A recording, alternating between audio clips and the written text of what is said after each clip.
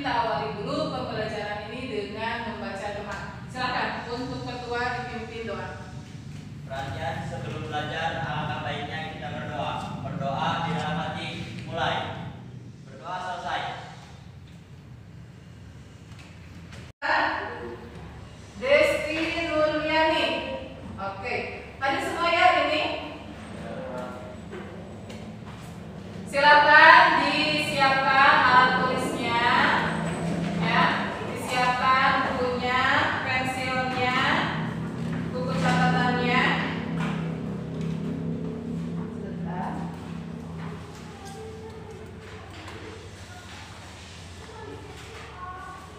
Oke anak-anak, pada kesempatan kali ini kita akan mempelajari bab baru. Dimana kalau kalian masih ingat pertemuan yang lalu, kita itu membahas berkenaan dengan pelaksanaan sujud. Masih ingat sujud apa saja? Sujud sahwi, terus sujud syukur, ada lagi sujud tilawah. Ada sujud sahwi, sujud syukur, dan juga sujud tilawah. Nah, berkenaan dengan pelaksanaan sujud syukur, ya, seseorang ketika mendapatkan kabar yang menggembirakan, kabar yang menyenangkan, selalu melaksanakan atau disunahkan melaksanakan sujud syukur. Namun dalam bentuk syukur kepada Allah Subhanahu wa taala tidak hanya cukup dengan melaksanakan sujud saja. Dimana seseorang yang bersyukur itu diantaranya adalah melaksanakan sesuatu sesuai dengan yang Allah inginkan. Ya, di antara hal yang Allah inginkan, yang Allah sukai, selain kita melaksanakan sujud syukur, maka kita juga harus melaksanakan ibadah-ibadah yang diperintahkan oleh Allah Subhanahu wa taala. Dalam pelaksanaan ibadah, terutama dalam rukun Islam, ada yang disebut dengan puasa. Pernah melaksanakan puasa? Pernah. Ya. Nah, puasa atau dalam bahasa Arab disebut dengan shaum. Di sini Ibu akan menyebutnya dengan kata shaum. Ya. Coba Ibu mau bertanya, siapa yang ingin masuk surga? Ya. Siapa yang ingin masuk neraka? Gak ada. Semua orang pasti menginginkan masuk surga. Ya. Ketika masuk surga, tentu ada jalan atau ada pintu untuk memasukinya. Ya kan? Di mana surga itu ada beberapa pintu untuk memasukinya. Ada yang disebut dengan pintu Rayyan. Pintu Rayyan ini adalah pintu surga yang hanya bisa dimasuki oleh seseorang yang melaksanakan ibadah shaum. Sehingga dalam pelaksanaannya kita hari ini belajar untuk mengetahui apa sih yang disebut dengan shaum, apa sih syarat rukun shaum, apa saja sih hal-hal yang dilakukan ketika sedang melaksanakan shaum, ya kan? Kan tadi ini masuk surga. Nah, sehingga pintu Rayyan tersebut terbuka untuk kita melaksanakan shaum. Ya. Nah, pada kesempatan kali ini Ibu akan memberikan materi yang berkenaan dengan shaum. Coba silakan kalian perhatikan layar di samping Ibu ini. Sebaik-baik manusia adalah menebar manfaat bagi manusia yang lain. Oke? Nah, bab kita kali ini adalah indahnya berpuasa, sehat, jujur, dan taat. Oke anak-anak, hari ini kita akan dibagi kelompok ya. Kita bagi kelompok dulu menjadi 3 kelompok saja. Coba berhitung, Alfi. 1. Oke. 2. Pintar. Paling lagi ke 1. Oke, berarti ada yang 2 orang, ada yang 3 orang. Yang menyebutkan angka 1 silahkan bersatu dengan kelompoknya. Siap ya? Kelompok 1 nih. Ada di sini pretest. Sebelum kita masuk ke materi, ada pretest 1. Kelompok 1 silahkan nanti untuk memberikan tanggapannya. Kelihatan nggak? Oke. Dicoba kelompok 1 dibacakan. Ahmad adalah seorang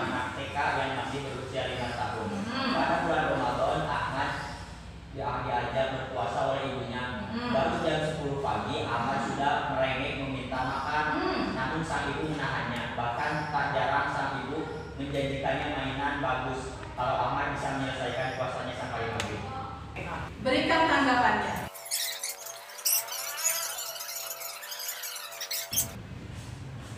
Oke, waktunya sudah habis. Siap ya? Oke, silakan untuk kelompok 1 dulu. Mau berdiri, mau maju ke depan, boleh? Maju ke depan, boleh?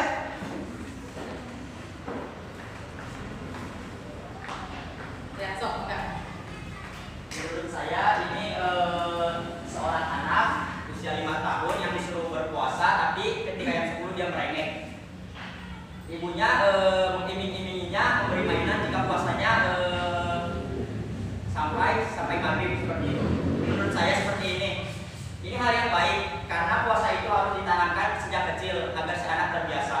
Tapi di sisi lain, orang tua juga harus tahu jangan sampai ada unsur paksaan di dalam menyuruh si anak berpuasa sampai maghrib. Bisa jadi si anak itu gak kuat sampai maghrib. Jadi menurut saya si anak tidak perlu terbebani itu puasanya harus sampai maghrib, karena syarat wajib puasa itu salah satunya ada syarat wajib puasa yaitu baligh. Dan jadi ketika si anak usia 5 tahun itu belum masuk kriteria baligh, karena baligh itu ketika laki-laki usia 15 tahun kalau diambil dari segi usia, dan perempuan usia 9 tahun. Jadi menurut saya ketika si Ahmad ini berusia 5 tahun dia berpuasa itu bagus. Tapi kalau dia udah gak kuat, emang berbuka boleh, karena hukum puasa juga belum wajib. Orang tuanya juga mengiming-imingi itu bagus supaya si anak terbiasa berpuasa ketika waktu kecil, karena sesuatu yang terbiasa dari waktu kecil sampai dewasa itu akan terbiasa. Itu menurut saya. Terima kasih.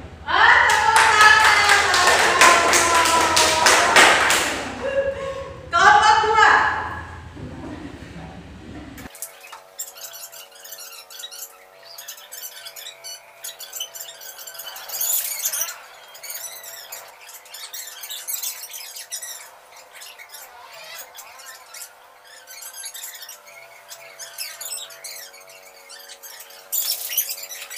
Oke, bagus sekali tanggapan kalian. Nah, coba sekarang kita akan jelaskan apa sih itu namanya puasa, apa sih itu syarat-syaratnya, apa saja hukumnya. Oke, perhatikan sini. Nah, pengertian puasa. Coba Rehan dari bacakan. Pengertian puasa. Puasa berasal dari bahasa Arab yaitu shaum. Menurut bahasa puasa artinya sama dengan kata imsak, yaitu menahan atau mencegah.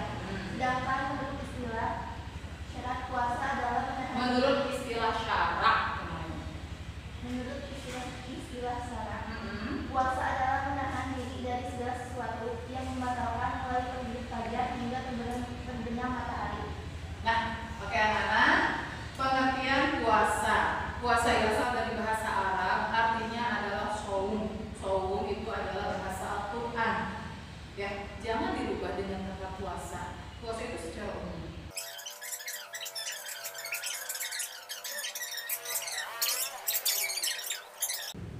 Ada yang mau ditanyakan? Kalau tidak ada, ibu tes.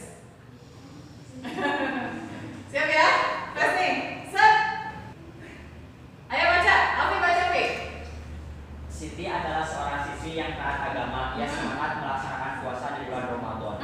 Karena ia yakin dengan puasa bisa meraih ketakwaan sisi Allah Subhanahu wa taala. Seperti yang disebutkan dalam Al-Qur'an. Jawabannya apa? Surat Al-Baqarah ayat 183. Ayo, ulangi. Surat. Al-Baqarah ayat 183. A, B, C atau D? A. Kita lihat. Betul? Oke. Soal selanjutnya.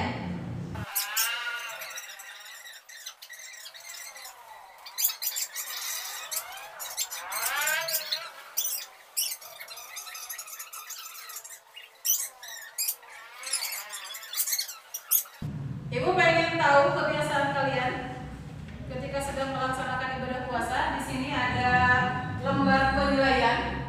Coba kalian nanti contreng, ya. Ayo dikasih waktu 2 menit saja lah. Yang sudah boleh dikedepankan.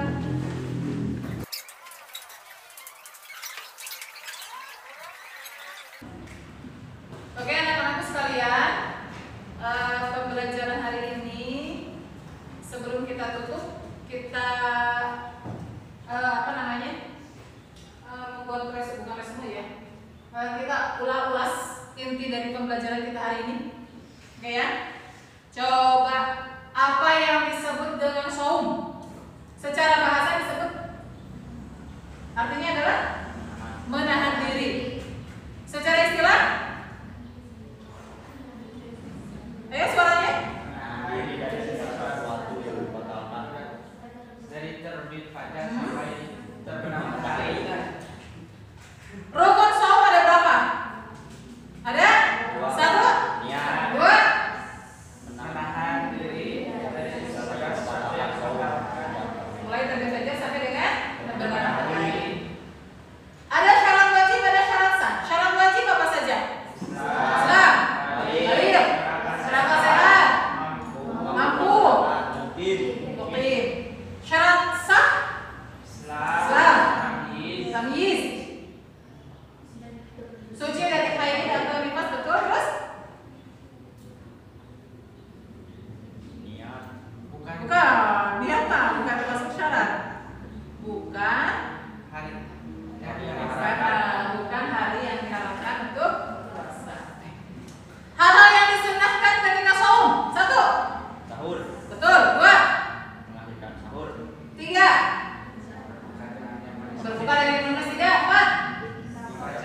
yang tinggal membaca doa berbuka. 5, 6, baca Al-Quran. 7, bersedekah. Banyak sekali sebetulnya, ya, banyak sekali. Lebih dari itu juga banyak.